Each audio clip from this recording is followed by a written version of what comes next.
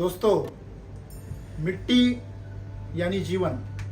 हम आज तक पानी को जीवन कहते आए, लेकिन इस पानी को जिसने धरा है वो मिट्टी है। आज इस धरती पर जो भी जीवन है वो किसकी वजह से है?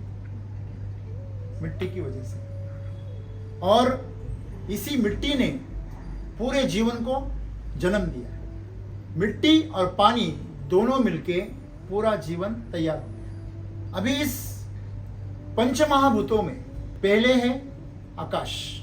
आकाश से क्या पैदा हुआ? अग्नि, हवा, फिर हवा से जल, और जल के बाद में इन उष्णता, अग्नि और जल, ये दोनों के माध्यम से मिट्टी तैयार हो गई। जो भी ज्वालामुखी से जो भी लावा ऊपर आया वो ठंडा हो गया और उस चट्टानों को चूर चूर करके उससे क्या बनी? मिट्टी बनी। आपको शायद अंदाजा हो, 1 इंच मिट्टी की परत तैयार होने के लिए 400 से 500 साल लगते हैं। कितनी? 500 साल। और ये मिट्टी जो है, आप अगर भारत का नक्शा खुलकर देखें तो आपको देखने को मिलेगा कि जो हिमाचल की जो वादियां हैं वहां से जो भी चट्टानें हैं वो चट्टानों से वो घिस घिस कर मिट्टी जो है वो कहाँ गई? मध्य भारत में, जैसे कि उत्तर प्रदेश है, उसके बाद में मध्य प्रदेश है, और हमारा जो विदर्भ है महाराष्ट्र का, इस पूरी तरह इस जगहों पे क्या फैल गया? वो मिट्टी का पूरा साम्राज्य फैल गया। वहां की जो मिट्टी है आज भी बहुत उपजाऊ है। मध्य प्रदेश का गेहूं, पंजाब का गेहूं पूरी दुनिया में प्रसिद्ध था। अभी पंजाब का केमिकल ने खराब कर दिया। मध्य प्रदेश में अभी ठीक ठाक है, और अभी विदर्भ वाले उसको केमिकल डाल डाल के क्या कर रहे हैं? बर्बाद कर रहे हैं। और अब नीचे चले जाएंगे, महाराष्ट्र की मिट्टी मध्यम है, और नीचे आप चले जाएंगे तो साउथ में आपको पथरीली मिट्टी मिलेंगी। वहां पे पत्थर ज्यादा है, मिट्टी कम है। तो ये जो हम देख रहे हैं ये सब मिट्टी का प्रताप है। हजारों, लाखों, करोड़ों सालों से वो चट्टानों से वो चट्टान घिस घिस कर धूप से वो कड़क बनता है, फिर बारिश से उसके टुकड़े हो जाते हैं, उससे फिर वापस मिट्टी के टुकड़े हो जाते हैं, छोटे छोटे कण बन जाते हैं। और यही मिट्टी आज हमें जीवन दे रही है। अगर जमीन नहीं है तो अन्न नहीं है, और अन्न नहीं है तो जीवन नहीं है। तो सदगुरु आज हमें वही बता रहे, ये जो मिट्टी है ना, ये असीमित संसाधन नहीं है। जैसे कि हमारे तेल है, जो प्राकृतिक गैसेस है, प्राकृतिक हमारे तेल है, खनिजों के भंडार है, वो क्या हो गए? खत्म हो रहे। आपको पता है, इसीलिए तो हम कहाँ जा रहे हैं? इलेक्ट्रिक व्हीकल पे जा रहे हैं, हम सोलर व्हीकल पे जा रहे हैं। क्यों जा रहे हैं? क्योंकि अगले 50 सालों में ये ईंधन खत्म हो जाएगा। आज दुबई जैसा देश है, वहां पे वो खेती कर रहे हैं, जमीन के अंदर से 1500 फीट से वो पानी के स्टोर को ऊपर निकाल और उसको इस्तेमाल कर रहे हैं, जो अगले 50 सालों में वो भी खत्म हो जाए। तो उनको पता है तेल खत्म होने के बाद उनके पास कुछ नहीं रहेगा। फिर उन्होंने अलग अलग माध्यमों से उत्पादन करना शुरू कर दिया आज ही से। तो याद रखिए, हमारा जो जीवन है ना, वो एक निवाले से लेके पूरी इस ब्रह्मांड की जो डेवलपमेंट है, बड़े बड़े उद्योग तक, वो पूरा इस पर है। किस पर? मिट्टी पर। अभी आप देखिए, हमारी टीम पंजाब में गई थी, राजस्थान में गई थी, तो सबसे खतरनाक माहौल कहाँ पे है? पंजाब में। क्या माहौल है वहाँ? आप किसी इंसान को गांव में जाकर अगर रास्ता पूछेंगे तो भी वो गुस्से में जवाब देता है। उसे ऐसा लगता है ये लूटने आया है, वो आपके साथ सही बर्ताव नहीं करता। क्यों? क्योंकि वहां की मिट्टी पूरी क्या होगी? जहरीली होगी। वहां सिर्फ कैंसर पैदा होता है, वहां अनाज नहीं पैदा होता। तो ये हालत क्यों हो गई? हमने मिट्टी को क्या कर दिया? बर्बाद कर दिया। तो ये मिट्टी बर्बाद जो हो रही, बंजर हो रही ना, ये सबसे खतरनाक चीज है।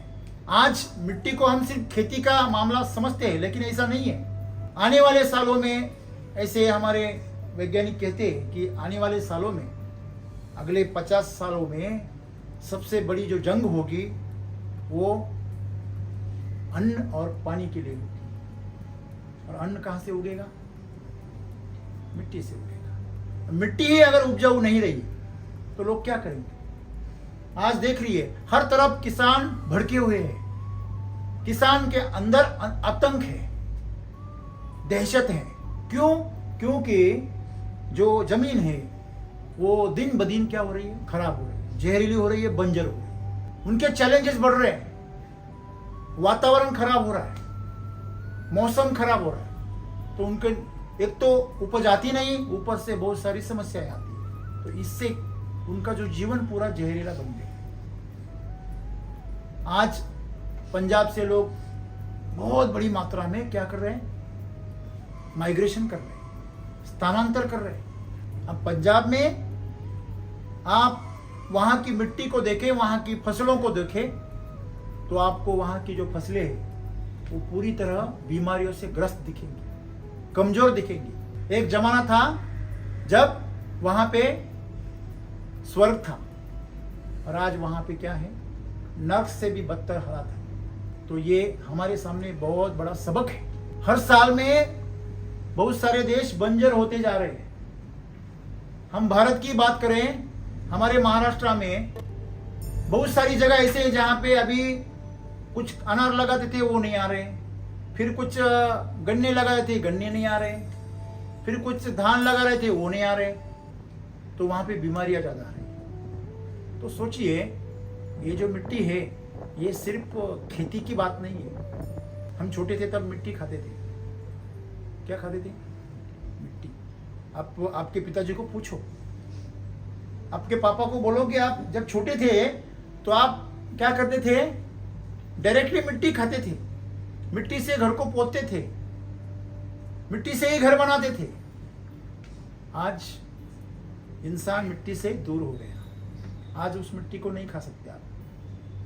आज आप कहीं भी खुला हुआ पानी नहीं पी सकते। तो मतलब हम चाहे टेक्नोलॉजी में कितनी भी दूर चले जाएं, लेकिन मिट्टी के बारे में हम कहाँ जा रहे हैं?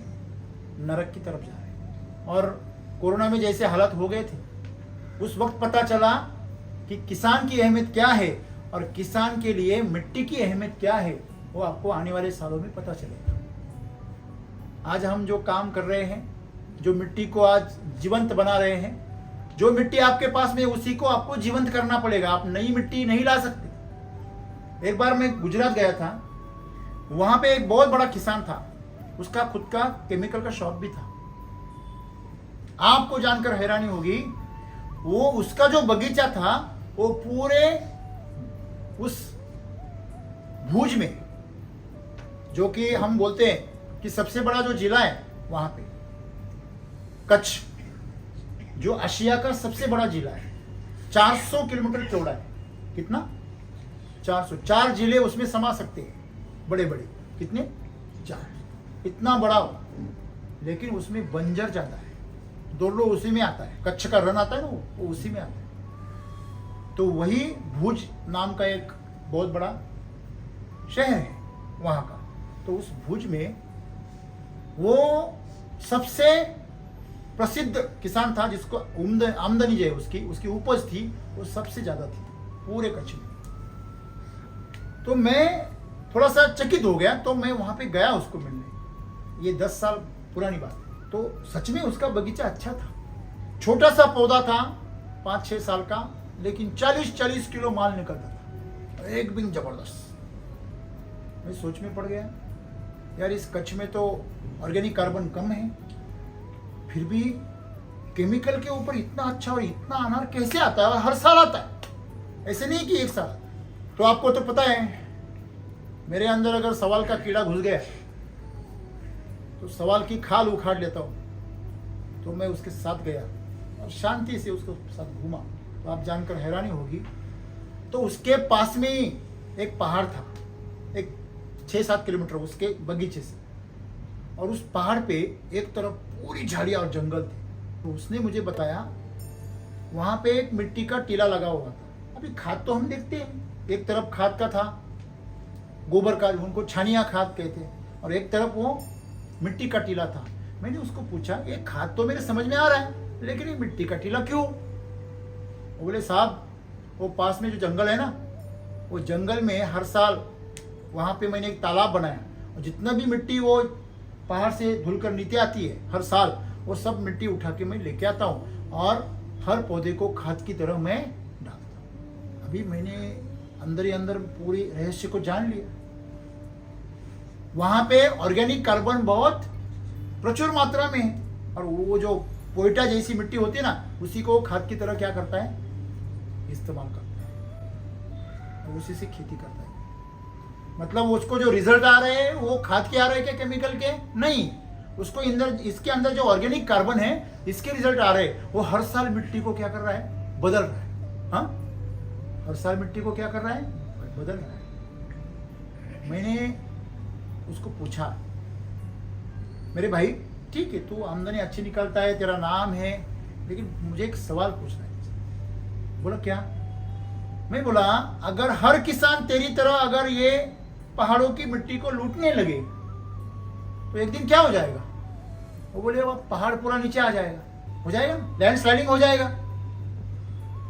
और फिर मिट्टी कहां से लाओगे? वो बोला, तब की बात तब देख लेंगे। दोस्तों, यही बात है। मिट्टी को हम बहुत कम अहमियत देते हैं। वहां भी उसने क्या सोचा, मिट्टी तो है, मैं भी, कोई भी इंसान क्या सोचेगा, अरे मिट्टी तो डाली है, क्या बड़ी बात है, रिजल्ट तो खाद के आ रहे हैं। नहीं, खाद तो सभी डाल रहे हैं, उनके तो बर्बाद हो रहे हैं। वो मिट्टी का रिजल्ट है, खाद से नहीं आ रहा है। तो खाद तो निमित्त मात्र है, अंदर बारूद है, इसीलिए तीली से वो बारूद फटता है। इसके अंदर बारूद ही नहीं है। ऐसे पटाखे को अगर आप जलाओगे उसकी बात को, तो क्या धमाका होगा? नहीं, धमाका तीली का नहीं होता है, धमाका बारूद का होता है। और ऑर्गेनिक कार्बन ये बारूद है जो मिट्टी के अंदर है, इसलिए जीवन है। तो साइंटिस्ट कहते हैं, अगर आप मिट्टी से अगर ऑर्गेनिक कार्बन निकाल दो तो रेत रह जाती है, और रेत में अगर आप ऑर्गेनिक कार्बन डाल दो तो उपजाऊ मिट्टी बन जाती है। तो हमें इस मिट्टी को रेत बनने से बचाना। अगर किसान ऐसा करे तभी वो अपनी अगली पीढ़ियों को जिंदा रख पाएगा। हमें मिट्टी को इसलिए बचाना है क्योंकि वो अगले पीढ़ियों को जीवन देगी। अगर अगले पीढ़ी के पास में अगर बहुत बड़े बंगले गए, कार गई, बैंक बैलेंस गया और मिट्टी नहीं रही, तो वो क्या खाएगा? ऐसा कर सकते हैं क्या? नोटों को मिक्सर में डाल के चटनी करके खा सकते हैं? और एक सवाल मैं पूछता हूं, आपके पास में 10 करोड़ रुपए है और आपको 1 एकड़ मिट्टी को वो पैसे डाल के सुपीक करना है, कर सकते हैं? नहीं कर सकते। हाँ, और जहरीली हो जाएगी वो नोटों की केमिकल से। मतलब उसे पैसे नहीं चाहिए, पैसे उसको सुपीक नहीं बना सकते, उसको बचा नहीं सकते, उसको आपका ऑर्गेनिक कार्बन ही बचा सकता है। और ऑर्गेनिक कार्बन जो है वो आप केमिकल को बंद करके ही शुरुआत कर सकते हैं और उसमें पौष्टिक तत्व डाल के उसको समृद्ध कर सकते हैं। तो सदगुरु आज हमें वही बता रहे हैं, मिट्टी ये अनंत संसाधन नहीं है, ये खत्म होने वाली बात है और वो खत्म हो रही है। लोगों की जनसंख्या बढ़ रही है, खाने वालों के मुंह बढ़ रहे हैं, पेट बढ़ रहे हैं, और खेती क्या हो रही है? कम। तो हमें हाइब्रिड उपजाऊ वैरायटीज यूज करनी पड़ती है, जिससे केमिकल और बढ़ जाता है, तो इससे और खतरनाक दिन है, बीमारियां फैलेंगी। तो प्रकृति प्रहार करे उसके पहले आदमी को जाग जाना चाहिए। प्रकृति का प्रहार इंसान सह नहीं सकता। तो इसके पहले आज जो हम लैंडस्लाइडिंग देख रहे हैं, जो भी आज हम बीमारियां देख रहे हैं, जो भी आज ये बीमारियां खेतों में, जानवरों में, इंसानों में देख रहे हैं, ये सभी नतीजा है मिट्टी खत्म हो रही है, मिट्टी जहरीली हो रही है, मिट्टी बंजर हो रही है। अगर ये खत्म हो गई तो आप नई मिट्टी कहीं से भी नहीं ला सकते। तो जो मिट्टी आपके हाथ में है उसे आप बचाओ, उसे बचाना पड़ेगा, और यही जीवन बचाने का एकमात्र तरीका है, एकमात्र रास्ता है। सदगुरु जैसे महान योगी आज हमें मिट्टी बचाने के लिए कह रहे हैं। इतना ही नहीं, उन्होंने पूरे 150 से 200 देशों की क्या की? बाइक पे परिक्रमा की। लोगों को जगाया। 182 देशों में उन्होंने एग्रीमेंट करवाया कि आप मिट्टी को बचाने में हमें सहयोग दो। तो दोस्तों, हम भी इस मिशन में शामिल हो सकते हैं।